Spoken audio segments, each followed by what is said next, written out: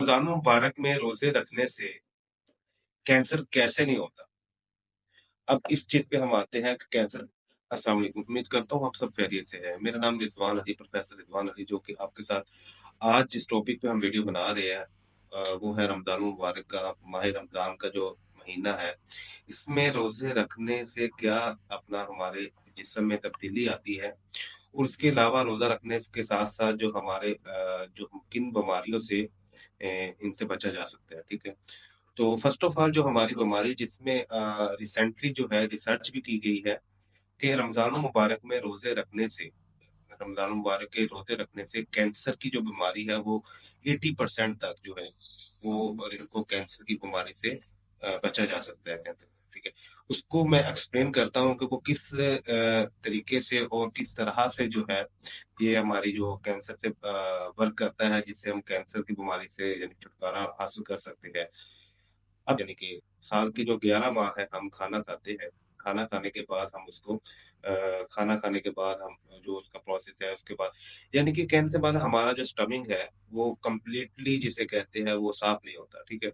रमज़ान मुबारक का जो माह रमज़ान का जो महीना है इसमें जो सबसे पहले जो बात आती है कि जब हमारे स्टमिक में एक फॉर एग्ज़ाम्पल अगर हम किसी चीज़ में कोई बोल में या किसी ऐसी चीज़ में कोई चीज़ लिक्विड फॉर्म में या पाउडर फॉर्म में कोई चीज़ हम इंक्लूड कर देते हैं, डाल देते हैं, ठीक है?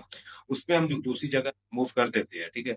मूव करने के बाद अब जब तक हम उस जो बोतल है या कोई बर्तन कह लें, ठीक है? उसको जब तक हम सफाई नहीं करेंगे तो वो हमारे जो बर्तन के साथ है, वो चीज़ें लगी रहेगी, ठीक है? इसी तरह हमारे मैदे का जो क्राइटेरिया होता है, स्टमक में जो अपना मामलात है, वो भी इसी तरह से ही होते हैं कि जब हम कोई खाना वगैरह खा रहे हैं तो वो कंप्लीटली साफ नहीं होता। उनकी बिना पे तो वो एक जगह पे इकट्ठा रहता है, वो साइड पोज़ीशन जो है, वो उसके जो केमिकल्स हैं, जो बैक्टीरिया है, वो हमारे स्टमक में जो हमारे स्टमक की जिल्द है, उसके साथ जुड़े रहते हैं, ठीक है? अब रमज़ान मुबारक में रोज़े रखने से कैंसर कैसे नहीं होता? अब इस चीज़ पे हम आते हैं कि कैंसर कैसे नहीं होता? रमज़ान मुबारक में हमने सहरी की है, सहरी करने के बाद हमने ना तो पानी पिया है, ना ही हमने कोई चीज़ खाई है, ठीक है?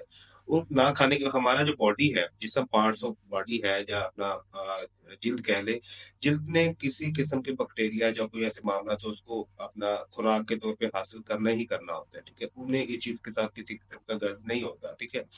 अब ये देखते हैं, तो क्या होता है उसने जब अपना खुराक उसे जब ओवरडोज़ जिस तरह बंदा कहता है ना कि अपना हम किसी चीज़ में खुराक खा रहे हैं तो ऊपर से का हमारे पास कंप्लीटली एक बॉक्स के अंदर मेडिसिन खत्म नहीं हुई, ऊपर हमने और डाल दी, तो हमने ऊपर वाली को ही यूज़ करते रहना है, नीचे वाली वो चाहे एक्सपायर हो जाए या जिस तरह भी हो जाए। इसी तरह जो हमारा क्राइटेरिया होता है कि जब हमने खाना खा ही जाना है, ठीक है ना? तो जो साइडों पे लगी हुई हमारी खुराक है, वो एक्सपायर भी हो सकती है, वो एक बैक्टीरिया की शक्ल इख्तियार कर लेती है, ठीक है? इस तरह के मामला उसमें सरअंजाम होना शुरू हो जाते हैं। तो अब जब हमने किसी चीज़ को खाना नहीं है, तो खुराक तो अपना हमारी बॉडी को खुराक तो चाहिए। हमारी बॉडी को जिल्द को या पार्ट्स ऑफ बॉडी को हमें खुराक की ज़रूरत पड़ती है। अब वो फिर क्या करता है, देखिए ना ओवरडोज़ वाली खुराक तो अब हमारे पास अवेलेबल नहीं है, मैदे के पास अवेलेबल नहीं है, ठीक है? अब उसने क्या करना है जो हमारे अपना मैदे के साथ जो हमारी मेडिसिन 11 मंथ तक जो हम खा रहे हैं अपना उसके अलावा साथ जुड़ती जा रही है, मिलती जा रही है, फिर हम मज़ीद इस्तेमाल करते जा रहे हैं, तो हमारे स्टमक के साथ-साथ क्या है, वो हल होती जा रही है, यानी कि वो वेटिंग एरिया में कह लें कि आप यानी पड़ी हुई है, ठीक है? अब क्या होना है जब जिस्म को ये खुराक लेनी है तो उसने क्या करना है जो हमारे फुज़ला है, जो पुराने मामलात है, जो पुराने फुज़ला पड़े हुए हैं शरीर के ऊपर, जो हमारी जिल्द के साथ जुड़े हुए हैं, ठीक है? उसको उसने अपने इस्तेमाल में लेके आना शुरू कर दिया, क्योंकि उसे तो खुराक चाहिए, ठीक है?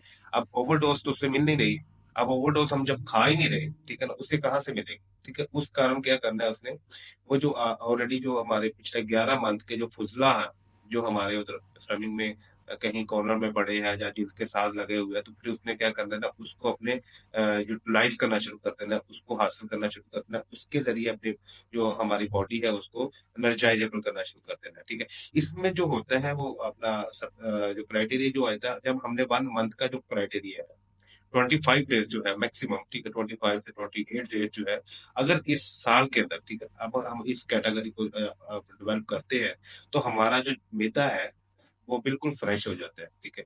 अब उसमें जो फुज़ला है वो हमारे जो बॉडी है, जिस समय उसने चीज़ को एक्सेप्ट कर लिया है, ठीक है?